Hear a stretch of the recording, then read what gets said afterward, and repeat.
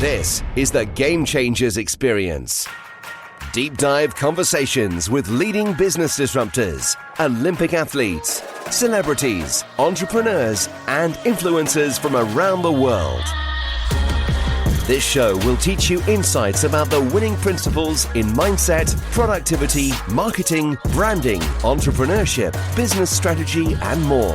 Hosted by productivity authority, business strategist, former elite athlete, author, and public speaker, Adam Strong. Hello and welcome to the Game Changers audio experience with myself, Adam Strong, for another fun-packed episode. So who have we got on today, ladies and gentlemen? Well, we've got a guy called John Spence, and not only has he got an amazing haircut, as you can see, he's also recognized as one of the top business thought leaders and leadership development experts in the world, and also as named by American Management Association as some of America's top 50 leaders to look for, along with the likes of Larry Page and Jeff Bezos from Amazon, Larry Page from Google. He's got 5 books which are currently out. And his latest book is all about how to take business and make it more simple. His mission is to help business become more successful by making complex businesses and making them astonishingly or amazingly simple, which I love, by the way, because business can be extremely complicated. And today we're going to be talking a little bit about, well, a number of things. We're going to be talking about mission, vision, and values, which is the key fundamentals. Number 2, we're going to be talking about change and resistant to change. We're also going to be talking about how to take something which is complex and turn it into something which is simple. So without further ado, John, welcome to the show. Thank you, Adam. It's a joy to be here with you. Awesome. Very good to be here as well. All right. So, and it was great sort of having some great, what are we going to say? Great conversations, before we came onto the show and getting to know each other, which is great. So I wanted to start off actually just by starting off like with something which is really, really simple. Because I mean, you've been in the world of business. I mean, you've owned and you've become the CEO from the age of 26, and you've also now the sit as a board member on 6 other businesses as well, and including an Australian business. Is that correct? And New Zealand business. New Zealand. Basically. Don't mix those up. It would not make those 2 countries happy. No, it's true. It's very true. It's very true. Very no true. love lost there. Absolutely, very true. But listen, here's the interesting part. So in terms of like your mission, vision, and values. Now, I read in a recent book, which was called The Vision Code, which was with Dr. Olga Kanarov, and he talks. You talked a lot about mission, vision, and values in there, and it's something which is really in tune with like what I'm about as well, which I love. But how does your personal and your business vision correlate and intertwine with each other?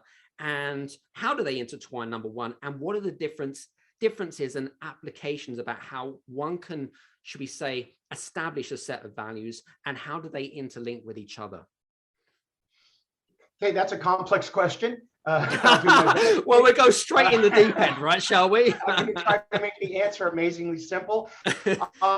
So a couple of things. I believe that, and this goes for, I was just listening to the CEO of MasterCard not too long ago, is I think the major engagement is caused not only in an entrepreneur, but in their team as well. When your personal mission, the things you want to achieve in your life, the reason that you're there, is highly aligned with what your organization does. Right. And I think that when those 2 things are interconnected, every day you go to work makes you a better person, and the things you learn at work make you a better husband, father, partner, whatever it might be. But the two are constantly synergistically helping each other. Now, what's interesting is I've been teaching I teach a class, Fortune 10 and Wharton, on what's called strategies for life success, strategies for business and life success. Okay. And every year in my class at Wharton, I get and it's an executive level class, I get about 150 very high level senior executives in multi-billion-dollar companies. And I will ask them, how many of you have a written list of your personal core values that you use to live your life by on a daily basis and make all the major decisions in your life by?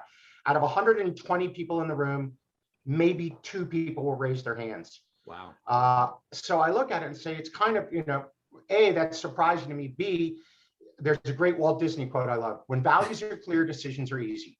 And this works for an organization as well as a person.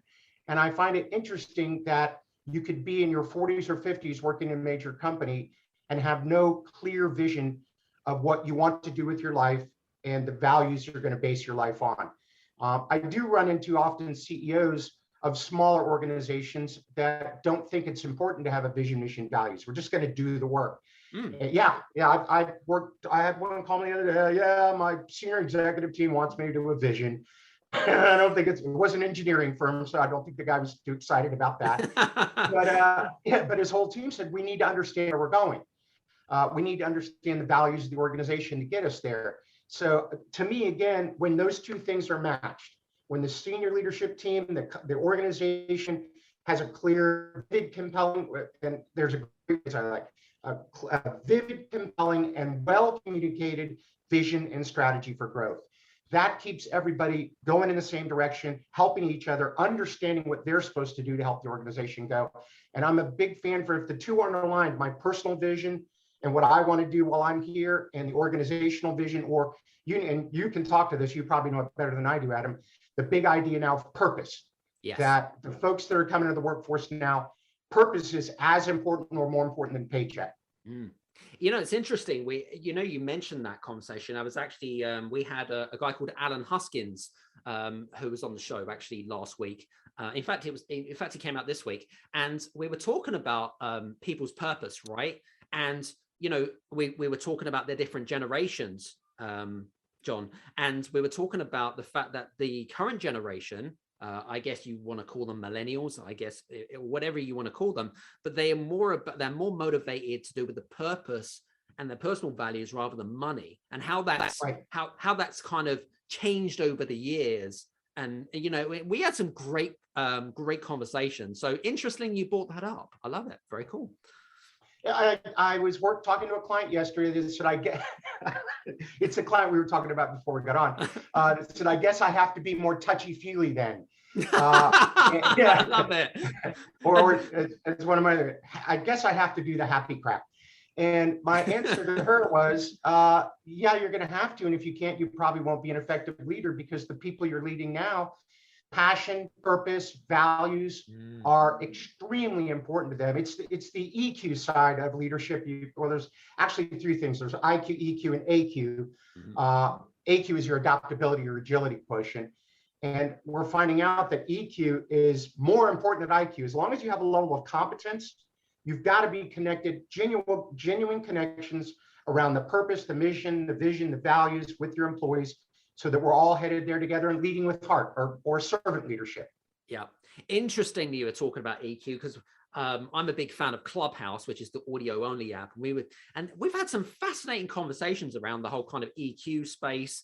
In fact, we had a great conversation I was having a great conversation with our good friend Chester Elton as well. We were talking about EQ and empathy and stuff like that, which is, and these, honestly, guys, if you guys are listening in right now, I'm not joking you right now, is that if you're not, practicing and applying EQ in your business, you're doing a disjustice, especially when it comes to productivity and engagement and things like that. I can tell you now, if you're not up to scratch with that, get an expert in or listen to this podcast and get some tips and strategies for how to do that.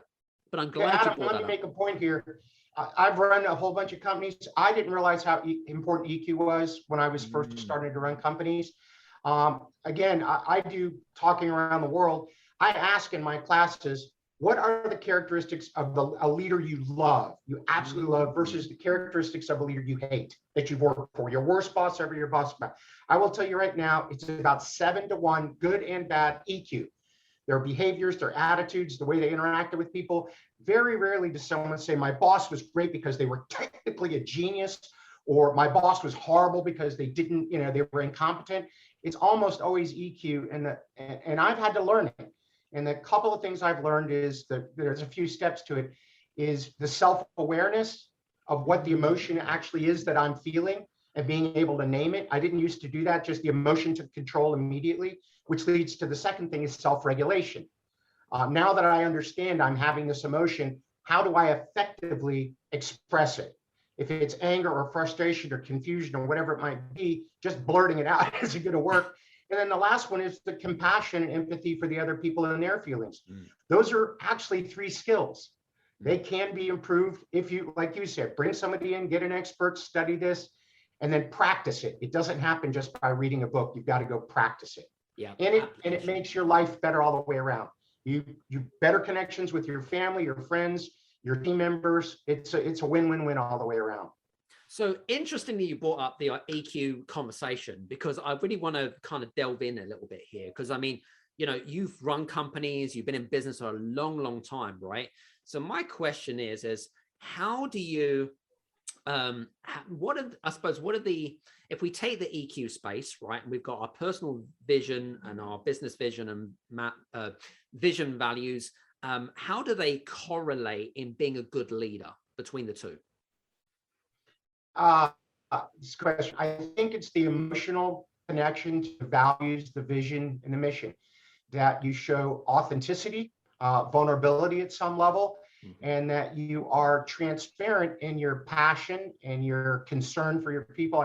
I've got my favorite CEO in the world, and no offense to any other CEOs I've worked with or know, is a gentleman named Carl Rapp that runs about $250 million company that makes gears, not a very sexy business, but he loves his people.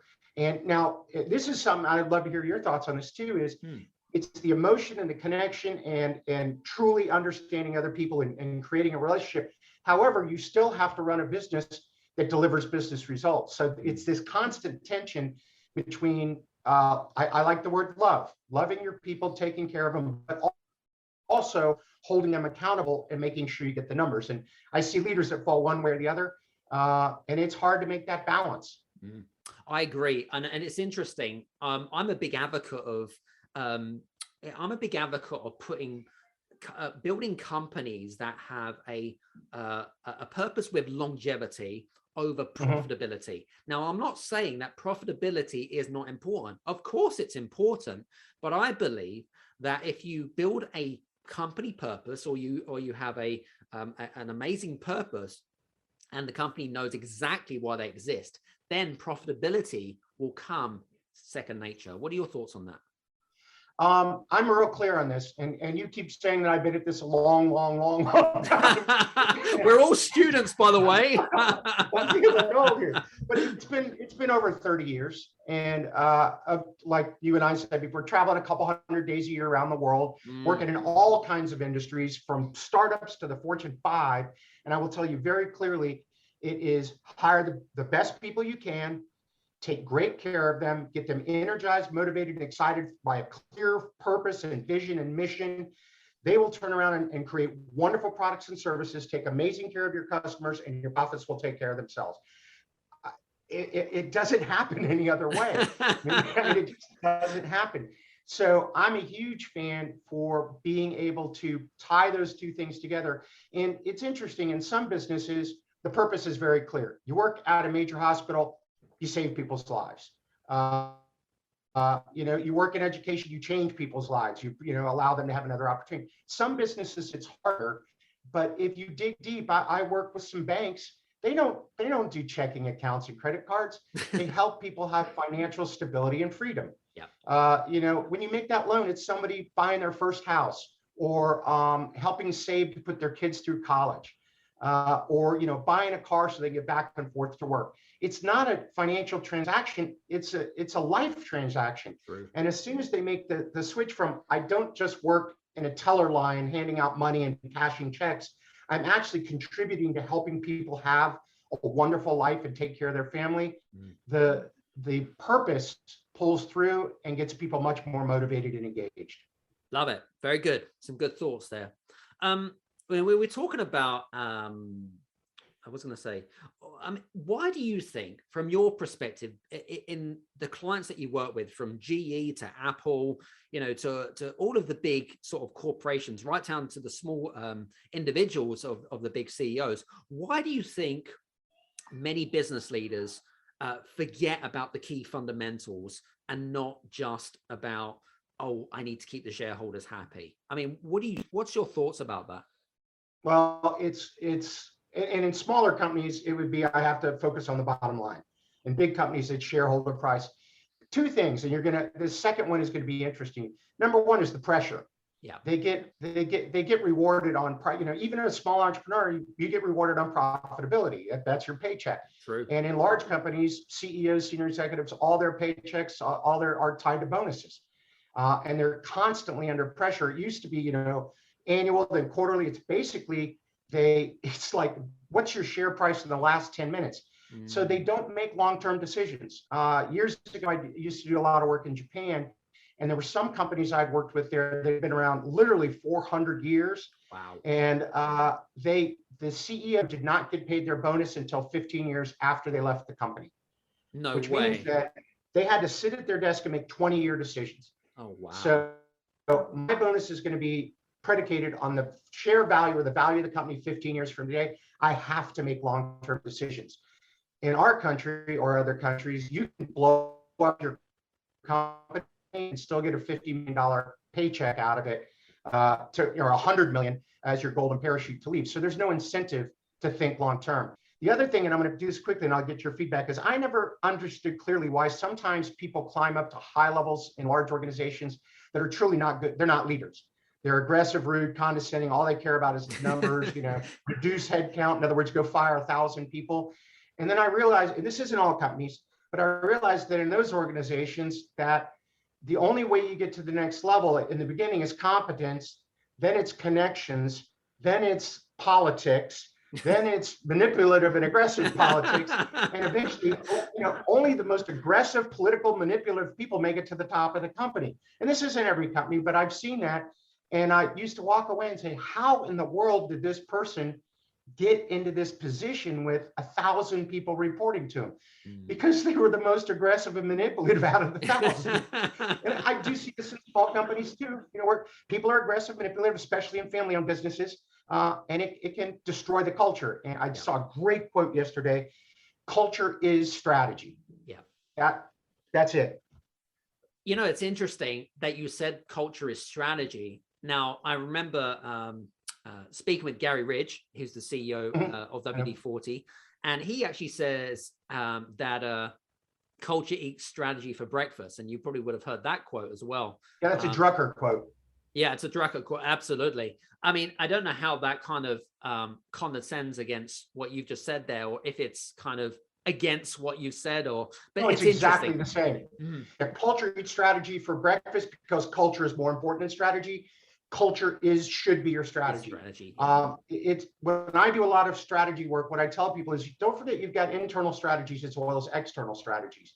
And if you truly believe, which is 100% true, that the successes of your business is directly determined by the quality of the people you can get, grow, and keep on your team, and keeping them is about culture, then people acquisition, development, and retention and culture should be a major strategy in an organization, with people, money, and time dedicated to it. Yep. Big and small, by the way, ladies and gentlemen. Oh, absolutely. I don't care if you have 3 employees or 300,000. One of the things I've said, Adam, is climbing around in big companies and small companies, it's all the same problems. It's just more zeros. Yeah. it's so true. The same thing every time. One of my staff members that just came on, she's like, I've listened to all your classes and it's the same thing. I go, because they all have the same problems, just at a bigger scale. Yeah. Interestingly. Love it. Love it. Love it. Now, interestingly, we were talking about communication earlier on. Okay. Now, what do you think are some of the biggest mistakes that companies make, that's big and small companies, in communicating your personal vision, personal mission, vision, and values? Because you can't just put it into a employee handbook. You cannot just put it on a notice board when your employees walk through the door. What do you think some of the key mistakes are, and how do we eliminate some of those mistakes? Any strategies or thoughts that you think work particularly well? Yeah, the single biggest thing, if the senior management team is not a living example of the values, the purpose, and the mission, then don't worry about trying to communicate it at all. When you're a leader, you live under a microscope. Everybody's, and again, small and big. If the leader doesn't live the values, let's say one of the values is respect, and you've got someone who treats people poorly, that's condescending or rude, and you leave them in that position, you're clearly telling everyone, we were just kidding. Yeah. So number one is you've got to be a living guide. Number two is you've got to tell stories. Gary is great at this. Gary Ridge from WD-40. The tribe. Let me tell you about employees that have lived it before. Let me tell you about a time we work with a customer. Let me tell you about this, to give living examples of how you actually embody all these things. And then the last thing is to over communicate it. I had one CEO ask me once, when do you know you've talked about the mission, vision, values, purpose enough? I said, if you get to the point that if you say it one more time, you're going to vomit, the lowest person in your organization just heard it for the very first time. It's got to be in every channel you can possibly think of, in slightly different ways, but just that drumbeat constantly of, this is what we're here for. This is our purpose. This is why we do it. I'm also a huge fan of getting customers to come in and tell you about how you've changed their life. I served on the board, and I've got a friend that owns a company that makes prosthetic legs. And if you're sitting in the back doing the bookkeeping and ordering the part, it's not very exciting. So what he does is, after they fit someone with a new leg, they walk them through the whole office so everybody gets to meet him.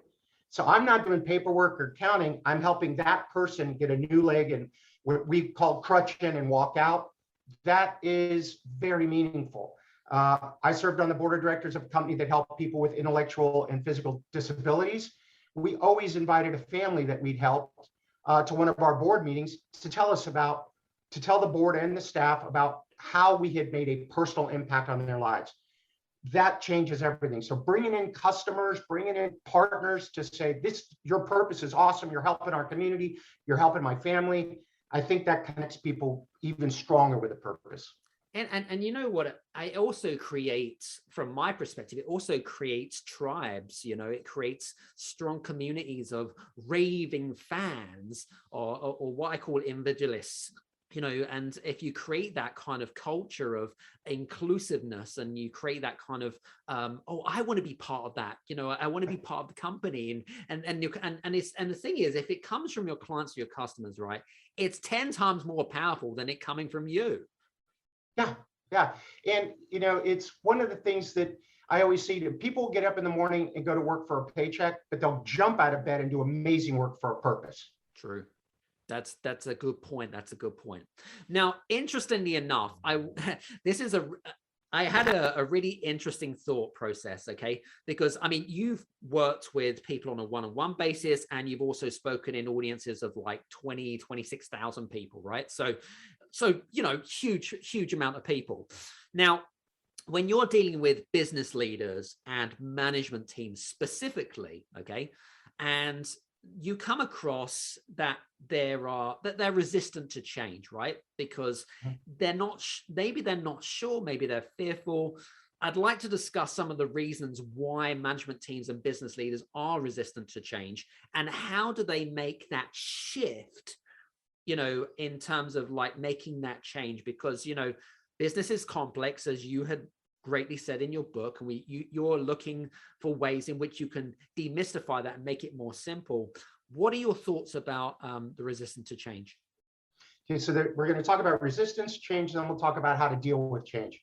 Resistance to change. You've probably seen, I can't remember the name of this psychologist that did this, but when people are faced with what they perceive as negative change, they go through the same emotional roller coaster they do as if someone they knew died. Now think about this. No, seriously. Interesting. Right now, I'm seeing massive stress in companies because of COVID-19 and all the changes, forced work from home, this, that, and the other. And there are stages. It's denial. This can't be happening. Immobilization. I don't know what to do. Then they slip into anger. This isn't fair. I don't want to do this. I don't have to do this. Then they realize you do have to wear a mask or whatever it might be. Then they go into, bargaining. Can I get out of this? Is there any way I can get around it? Then it goes into depression. And people go back and forth through that cycle, from immobilization to depression to eventually when they adopt the new thing. So first of all, you have to understand there's a really strong emotional component of fear, anxiety, stress around.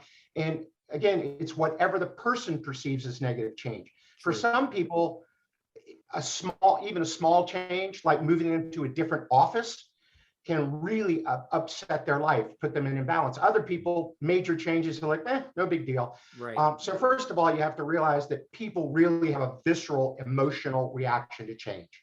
Number two, then, is and I'm sure you've seen Kotter's change cycle. I look at, there's a few things on the front of it that I think are the most important. Number one, and I believe this is absolutely the most critical, is you must create an irresistible case for change. You must show that there is no way to go back.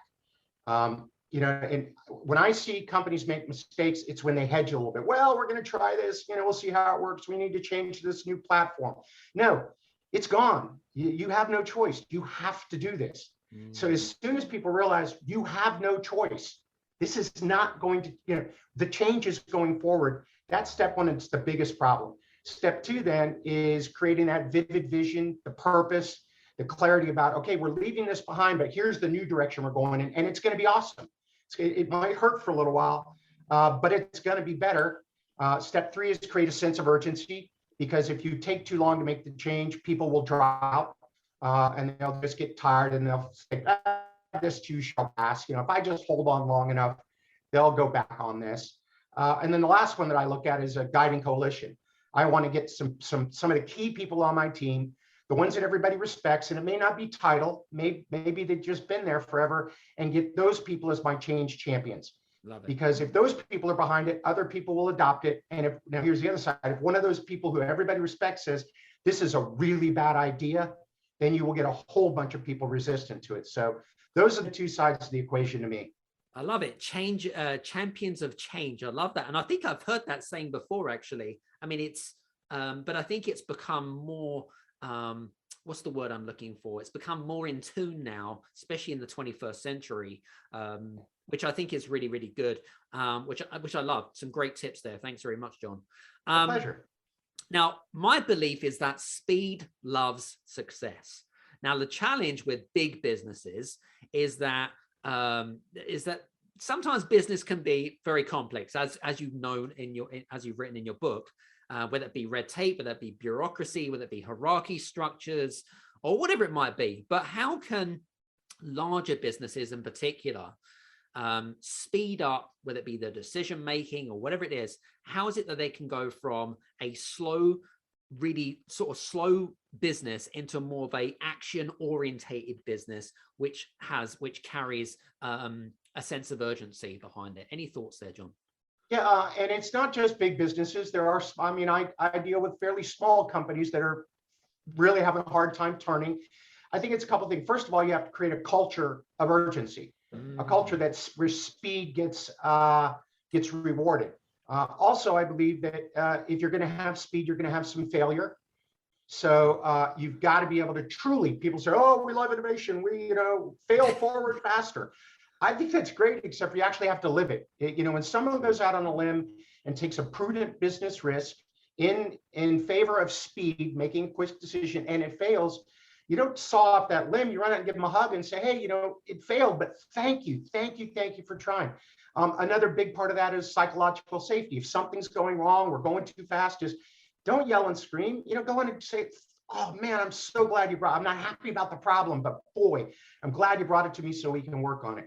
So you've got to embrace the speed, the change, got to change the culture. I just looked over a memo I sent to a friend of mine that was taking over as CEO of a company about 10 years ago. Wow. And one of the things I said is you need to have a competition of getting rid of stupid rules.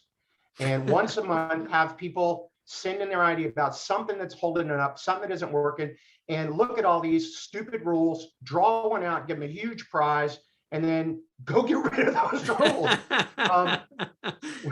Ford had a great thing that I thought was wonderful is, if a problem lands on your desk or you need to make something, you have 24 hours to get it done on your own, or you have to go ask for help. That's speed. We need to fix this now, not let it sit on my desk, and the end of the week I'll look at it, the next month I'll look at it. By then the problem is out of control. No, you got 24 hours, we're going to fix it, and then we're going to move forward. So those are a couple of thoughts, and mainly it is reward speed, punish me. I don't like the word punish, but refuse to tolerate mediocrity and refuse to tolerate inertia. Love it. And I think you hit the nail on the head there. I think there's some really good points there, and yeah, it's really interesting. So I know we're coming towards the end of our interview, because I know that we're a bit struck for time, but I'd love to know what you're working on, because I mean, you've got some exciting things going on, especially with the new way of working in the world of John Spence, of course. But what are you working on right now? I know we spoke a little bit behind the scenes and stuff. Maybe you could share with our audience about what you're working on right now. What is your personal vision? Well, my personal vision is very clear: to help businesses and people be more successful. I've known that for years, and I've dedicated my life to it. It's the reason you can see behind me, I read about 1,000, 120 books a year to kind of keep up. So there's two areas. I spent a huge majority of my time up until now traveling around the world, giving speeches, doing it face-to-face training, almost all of that. I'm starting to get back on the road, but a lot of it is switched to virtual. So it's really neat that I can teach in 3 continents on one day. I can, I can be in India, I can be in Malaysia, I can be in New Zealand, I can be in the United States, all basically on the same day. So it's created a really open field for helping people. Number 2 is I switched over to a lot more executive coaching, again, because it can be done virtually and done well. And then last week, we both talked about Oleg Konovalov, who's written some amazing books. One of my favorite books of all time, Neurology. He and I are working on a new book together right now on sort of the intersection of strategy, visionary leadership, and culture. And we've interviewed a whole bunch of CEOs around the world. So that's the sort of the passion project right now. But my main thing is I've got a handful of people I'm coaching, and you and I talked about this, that are really good at what they do, but want to get better. Yeah. And when you get to spend time with somebody like that, you both learn and you both have a great time. So those are the major focuses of my career right now. Love it. And I suppose my last question really is, I'm a big believer about if you're learning, you're growing. But if you're not learning or growing, you're dying. You're either learning or what's your take on that statement? How do you teach some of your clients, whether it be in large audiences or one-on-one, how do you encourage them to continue to sharpen their axe? Yeah, this is a real simple. I've done a bunch of research on this. The average business person reads a half a book a year for self-improvement or business improvement, or the equivalent. It could be YouTube videos or whatever, audiobooks, but a half a book a year. Right. If you were to read 1 book every other month, or the equivalent of 6 books a year, you're in the top 1% in whatever country you live in, top 1%. If you read 1 a month, 12 books a year, you're in the top 1% in the world. The bar is very low. So if you spent 15 minutes a day watching a video, listening to your podcast, reading a book, listening on it, 15 minutes a day, at the end of the year, you have now put yourself in the top 1% in the world. You do that for 3 or 4 years. It doesn't necessarily increase your IQ. It just gives you access to more information. And if you got your team to do that, whether you have 2 people or 20,000, if everyone was spending 15 or 20 minutes a day reading, studying, learning, trying to improve, it would have a massive impact on the success of your company and then of you personally in your own life. Love it, love it, love it. Very cool. Well, that's a great summary. So I just wanted to say thanks very much for being on the show today. Really appreciate some of our conversations, and I've thoroughly enjoyed it. So thanks very much, John. Really appreciate it. My pleasure, my honor, Adam. Thank you so much. And guys, if you want to connect with John, by the way, please do so by connecting on his personal website on his on the links below, or connecting with John on LinkedIn or any other social media also available. So hope you've enjoyed today's show. If you have any questions or you want to connect with John, just mention the Game Changers audio experience and he'll put 2 and 2 together. So from me and John, have a fantastic day, month, year, whenever you're listening to this, and have a great day. Cheers now. Bye-bye. Hey guys, hope you've enjoyed today's episode. I wanted to bring your attention because I have just released our 3rd published book called Play the Game, How to Win in Today's Ever-Changing Environment, and I need your help. Our book comes out on October the 20th. It's written by myself and 17 other amazing people. We're going to be covering all different topics, from franchising through to mindset, through to adversity, all different types of topics. It is for existing entrepreneurs and business owners that want to grow and scale a business. And I need your help. We want to make this an international bestseller. And we'd love it if you would go to the link below on Amazon and pre-order your copies. You can pre-order the copy, pre-order the paperback copy, or alternatively, you can click on the link and also pre-order the e-Kindle version as well. So if you could do that for me, that would be absolutely amazing. You will not be disappointed, I can guarantee you.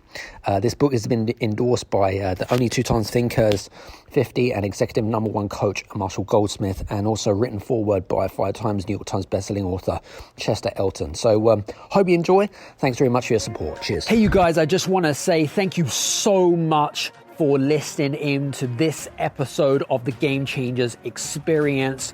I hope that you got some amazing value, some great insights, and golden nuggets that you can implement into your business straight away. I would really, really appreciate it if you could leave a 5-star review on the button below. Have a fantastic day, and we'll see you on the next episode. Take care.